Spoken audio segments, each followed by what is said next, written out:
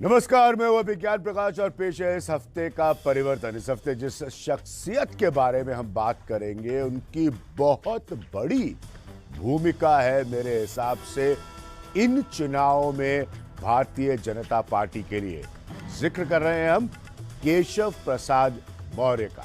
तो आगे बढ़ने से पहले, क्या है केशव प्रसाद मौर्य की कहानी, शुरुआत के दिन और कैसे वो कहां से कहां तक पहुंचे भारतीय जनता पार्टी। केशव प्रसाद मौर्य बीजेपी के उत्तर प्रदेश की राजनीति में कम समय में यकीनन एक बड़ा चेहरा बनकर उभरे हैं।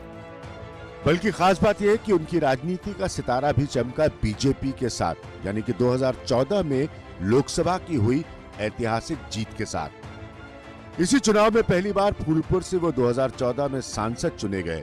राजनीतिक इतिहास के पन्नों में फूलपुर उत्तर प्रदेश में हमेशा जवाहरलाल नेहरू की सीट के तौर पर याद किया जाता है, जहां से केशव मौर्य जीते। जमीन से जुड़े और संघर्ष करके ऊपर आने वाले केशव मौर्य कौशाम्बी के सेराथू के कसाया गांव के रहने वाले हैं। उनके पिता वहीं चाय की दुकान चलाते थे और वो उस दुकान के चलाने में उनकी मदद करते थे। साथ में केशव अखबार भी बेचते थे। शुरुआती समय से ही उनकी कट्टर बीजेपी के हिंदुत्व की छवि रही है।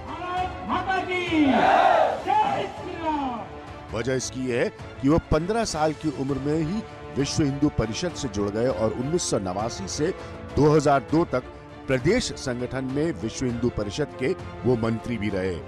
साथ में 18 साल तक वो वीएचपी के प्रचारक भी रहे। वो राम जन्मभूमि आंदोलन से भी जुड़े रहे और 1990-91 में वो सेंट्रल जेल नैनी में भी बंदी रहे। उन्हें एक समय पर विश्व हिंदू परिषद के शीर्ष नेता अशोक सिंघल का मानस पुत्र तक कहा गया।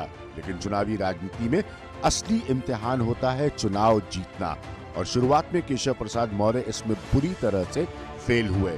पहला चुनाव उन्होंने इलाहाबाद पश्चिम सीट से 2004 में लड़ा और तीसरे नंबर पर है।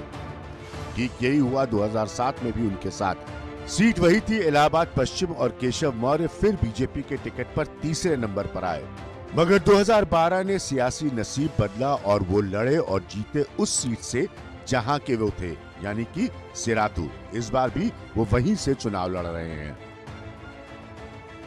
लेकिन राजनीतिक जीवन में बड़ा फेरबदल तब आया जब 8 अप्रैल 2016 को वो यूपी बीजेपी के प्रदेश अध्यक्ष बने और उनकी अध्यक्षता के समय ही 2017 में बीजेपी को ऐतिहासिक 300 से ज्यादा सीटें हासिल हुई। केशव मौर्य का नाम मुख्यमंत्री बनने के लिए भी सामने आया, लेकिन बाजी हाथ लगी योगी आदित्यनाथ के और केशव मौर्य को उप मुख्यमंत्री बनकर ही संतोष करना पड़ा। तो आइए एक नजर डालते हैं केशव प्रसाद मौर्य की ताकत क्या है। पहला पॉइंट मेरे हिसाब से केशव प्रसाद मौर्य को लेकर है, जमीन से जुड़े हुए प्रदेश के नेताओं में गिने जाते हैं। ये पहला पॉइंट है मेरे हिसाब से।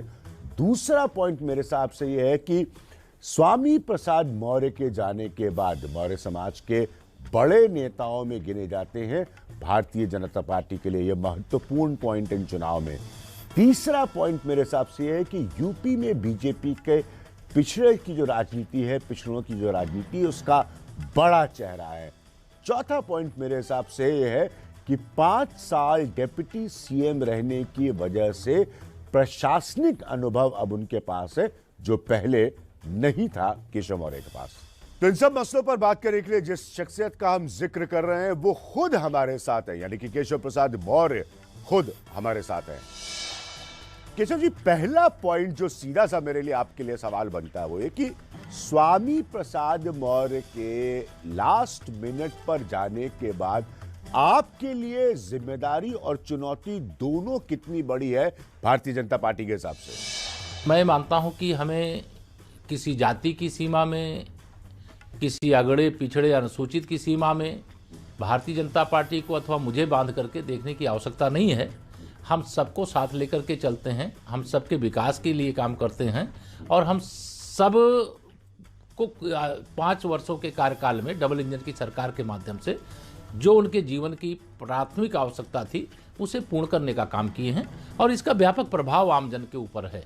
एक इंपॉर्टेंट फैक्टर जो निकल कर आ रहा है और 2014 से मैं लगातार बीजेपी का आकलन करता हूं, वो बड़ी जीत थी भारतीय जनता पार्टी को और जीत बरकरार रही 2019 तक।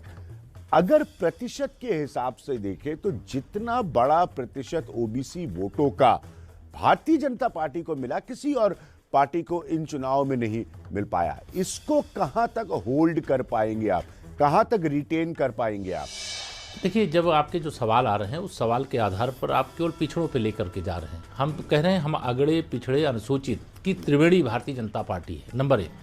नंबर 2, मैं अगर यह बात कहूं कि हम 2017 में निश्चित तौर से समाजवादी पार्टी की साइकिल को पंचर किए और बहुत बड़ी विजय प्राप्त किए, लेकिन यह भी मुझे कहने में कोई संकोच नहीं है कि अगर देश के प्रधानमंत्री के पद तक उत्तर प्रदेश के और देश के समर्थन से जो हमें ऐतिहासिक विजय लोकसभा के चुनाव में मिली, और उस चुनाव के विजय में 2014 में ही जब लोकसभा का चुनाव हो रहा था माननीय श्री नरेंद्र मोदी जी को देश का प्रधानमंत्री बनाने के लिए, तो उसी समय से चाहे वो अगड़ा वर्ग हो, चाहे पिछड़ा वर्ग हो, चाहे अनुसूचित वर्ग हो, या त्रिवेणी